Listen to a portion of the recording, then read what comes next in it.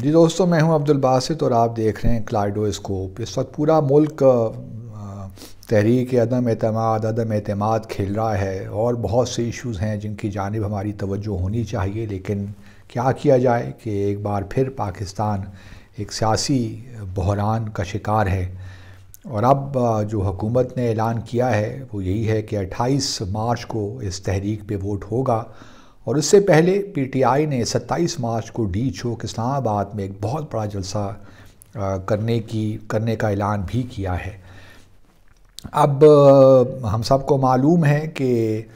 23 مارچ کو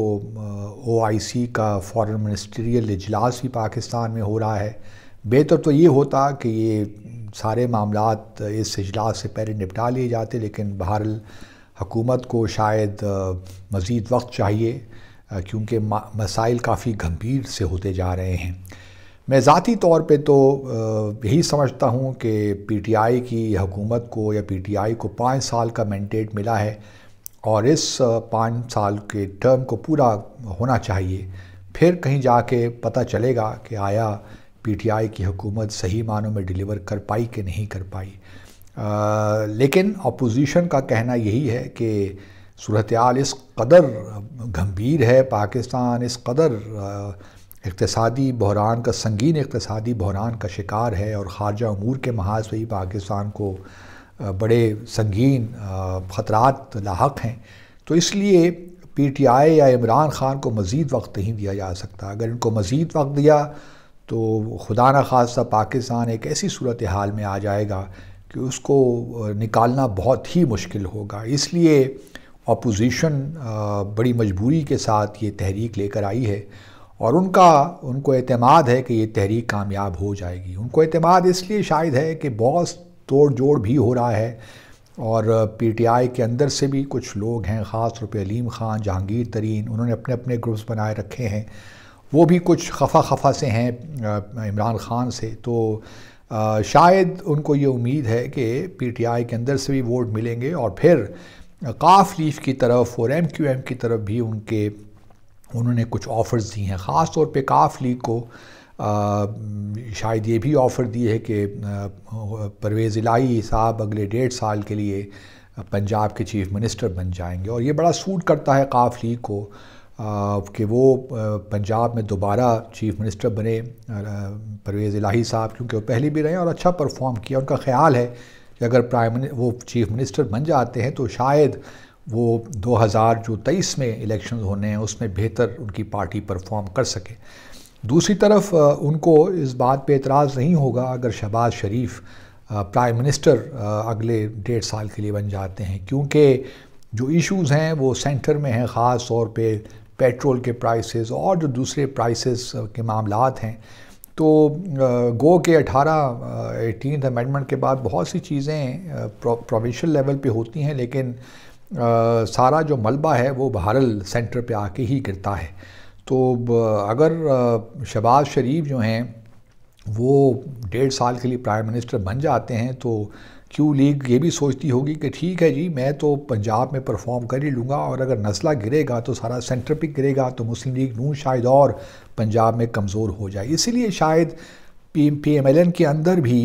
کچھ کہانیاں سننے کو مل رہی ہیں اختلافات کی۔ کچھ لوگوں کا خیال ہے لائک شاہد خاقان عباسی، خواجہ سعد رفیق، یا ایون میاں نواز شریف اور مریم نواز، جن کا کہنا ہے کہ اگر تحریک کامیاب ہو جاتی ہے تو پھر کوئی ضرورت نہیں ہے کہ یہی اسمبلیاں کام کرتی رہیں، پھر بہتر یہی ہوگا کہ نئے انتخابات کرائے جائیں۔ اور PMLN کو یہ امید ہے کہ اگر نئے انتخابات فوری طور پہ ہو جاتے ہیں تو پھر جو ہے ان کو بھاری مینڈیٹ مل جائے گا اور وہ حکومت بنا سکیں گے۔ دوسری طرف جو ہے شہباز شریف وغیرہ کا خیال یہ ہے کہ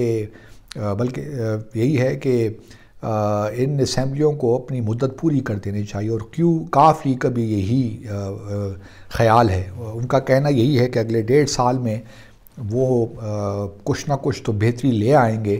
اور اگر اس وقت انتخابات ہوئے تو پھر ایک وکٹم کارڈ بھی کھیل سکتے ہیں عمران خان۔ تو ممکن ہے کہ یہ بومرینگ کر جائے، کاؤنٹر پروڈکٹیو ہو۔ تو اب یہ مختلف تھیوریز چل رہی ہیں۔ اور اب فائنلی ہوتا کیا ہے اس پہ بہت زیادہ ڈیپینڈ کرتا ہے کہ جو پی ٹی آئی کے اندر ہے، آیا ان لوگوں کو جو ہے پی ٹی آئی کے جو ممبر ہیں ان کو آیا ووٹ ان کو اسمبلی میں آنے بھی دیا جاتا ہے کہ نہیں دیا جاتا۔ بہت سے لوگوں کا خیال ہے کہ کانسٹیٹیوشن میں ایسی پروویژن موجود ہے کہ ان کو روکا جائے، اور نوئنگ کہ شاید وہ جو ہے اپنی حکومت یا پی ایم کے خلاف ووٹ دیں گے۔ اگر یہ بات ہے تو پھر تو بہت مشکل ہے، کیونکہ پی ٹی آئی کے اندر بھی اگر اس قسم کے جذبات یا خیالات پائے جاتے ہیں تو پھر تو میں سمجھتا ہوں کہ عمران خان کو خود ہی یہ جو ہے صدر کو کہہ دینا چاہیے کہ ہم ڈیزالو کرنے کی ریکمنڈیشن کر دینی چاہیے، اور پھر نئے انتخابات ہو جانے چاہیے۔ لیکن شاید پاکستان اس وقت متحمل نہیں ہو سکتا نئے انتخابات کا، لیکن اگر حکومت تبدیل ہو جاتی ہے یا پرائم منسٹر پہ کے خلاف جو تحریک ہے وہ کامیاب ہو جاتی ہے تو ان اینی کیس ایک بحران تو مزید پیدا ہوگا،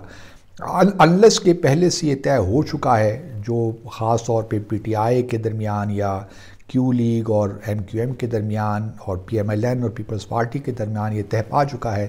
کہ اگر تحریک کامیاب ہوتی ہے تو نیا پی ایم اگلے پی ایم کون ہوں گے۔ لیکن مجھے نہیں لگتا کہ اس اسٹیج پہ اتفاق ہے، کیونکہ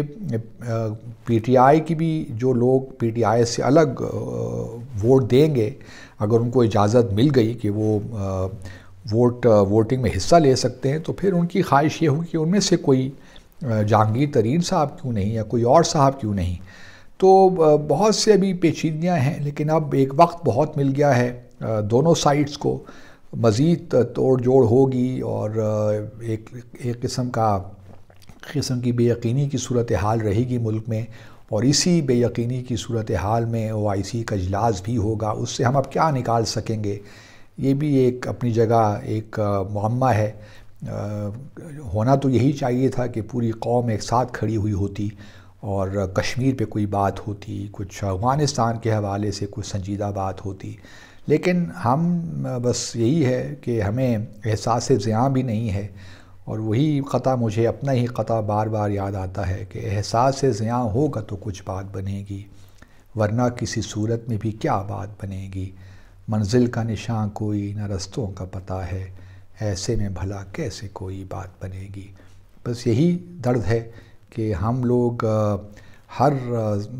صحیح کام یا غلط کام غلط وقت پہ ہی کرتے ہیں، اور یہ ایک بہت بڑی پریشان کن سی بات ہے۔ اللہ تعالی ہمارے ملک کو اپنی حفاظت میں رکھے، اور ہمارے سیاسی جو لوگ ہیں ان کو تھوڑا سا شعور عطا کر دے کہ کچھ باتیں یا معاملات ایسے ہوتے ہیں جن پہ بڑے وزڈم کے ساتھ، حکمت کے ساتھ، دانائی کے ساتھ آگے بڑھنا پڑتا ہے، لیکن ہمارے ہاں یہ معاملات ہیں نہیں۔ اب اللہ خیر کرے، دیکھتے ہیں کیا ہوتا ہے 28 مارچ کو۔ We will keep our fingers crossed. دیکھتے رہیے کلیڈوسکوپ۔ اللہ حافظ۔